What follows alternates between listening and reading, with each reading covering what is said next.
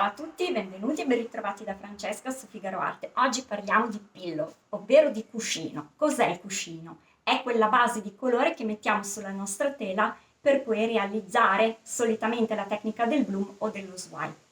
Solitamente il cuscino lo andiamo a ricercare tra i prodotti diciamo legati alla pittura da muro. Questo perché? Perché di cuscino ne serve solitamente in quantità e perché le pitture murali sono sicuramente più economiche del colore acrilico. Le pitture da muro le possiamo dividere in due categorie, o almeno quelle che interessano a noi le dobbiamo ricercare in queste due categorie. Una sono le idropitture, l'altra sono gli smalti murali. Le idropitture sono le più economiche, ma sono sempre molto opache.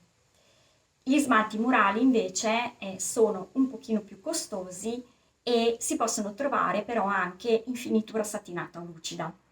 Allora, partendo dalla fine, uno smalto murale che non mi dispiace, uno degli ultimi che ho provato che non mi dispiace è questo qua. Vedete? Smalto all'acqua, bianco, lucido e non ha una cattiva resa, l'ho utilizzato sempre puro, quindi non diluito con acqua e insomma tra gli smalti devo dire che non mi dispiace, ma la mia attenzione ultimamente è caduta su un'altra tipologia di prodotto che adesso vi mostro. È un'idropittura, anzi due idropitture e sono queste qua. Sono entrambe di marca Max Meyer e però sono due linee differenti. Questa è un'idropittura normale, o almeno per le caratteristiche che servono a noi, non ha nulla di particolare, mentre questa è un 2 in 1. Cosa vuol dire 2 in 1? Che ha già del fissativo da muro dentro, è già miscelato così. C'è chi gradisce aggiungerlo alla pittura, diciamo, normale, quindi chi gradisce aggiungere il fissativo da muro lo può aggiungere in questa non c'è bisogno perché è già contenuto. Io questa è quella che al momento sto utilizzando di più perché questa in realtà l'ho appena acquistata, ho fatto una piccola prova, ma non l'ho ancora testata benissimo. La prova che ho fatto mi è piaciuta, la trovo abbastanza sovrapponibile con questa, ma questa l'ho già testata veramente con tanti lavori. E vi metto anche nel link qua sopra un video di bloom realizzati con questo cuscino qui. Allora, entrambe le ho utilizzate pure o se le avete aperte da un po', siccome sono ad acqua e col tempo tendono poi un po' a seccare e poi in base anche alla temperatura dell'ambiente, insomma, in cui lavorate, potete trovarle un po' più corpose, un po' meno corpose, quindi io solitamente tendo a usarle pure, però mi è capitato con un barattolo che era già aperto di doverla diluire con un pochino d'acqua perché si era un po' inspessita.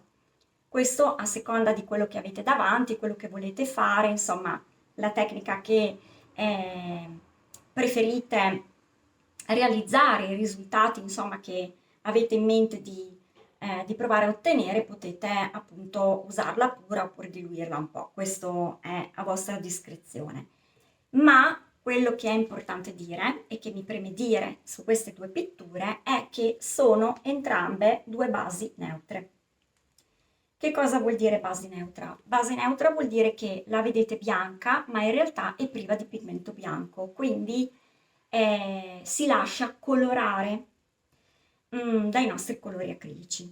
Sono quelle basi che normalmente si utilizzano con il tintometro e quindi vengono preparate con dei coloranti per aggiungere il colore di Pantone preferito. Nel nostro caso a me personalmente piace proprio perché non va ad alterare, a sbiadire e a spegnere quelli che sono i nostri colori acrilici che andiamo a mettere sopra.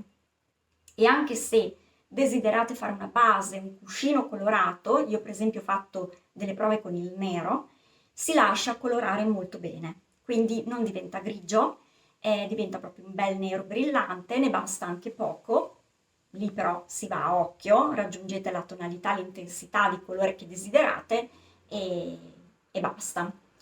Mm, quindi le trovo molto versatili e al momento proprio sono quelle che mi piacciono di più e che mi danno la resa migliore. Mm, una piccola parentesi per pitture da muro ma anche per gli smalti, attenzione a non lasciare sulla vostra tela uno strato troppo alto di vernice, perché la pittura da muro, ma questo vale anche per lo smalto con o senza fissativo da muro, impiega più tempo ad asciugare del colore acrilico che sta sopra, per cui in fase di asciugatura, se lasciate uno strato di colore di vernice, di pittura troppo alto, il rischio è che creperà, anzi quasi sicuramente creperà.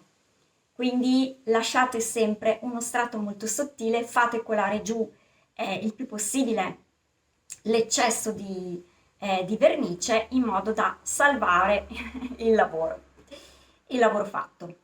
Io vi lascio alla visione di un piccolo bloom dove utilizzerò questa, ma vi lascio appunto anche nelle schede finali e nel link che avete visto poco fa in sovraimpressione il video, uno degli ultimi video che ho fatto di Bloom dove ho utilizzato questa.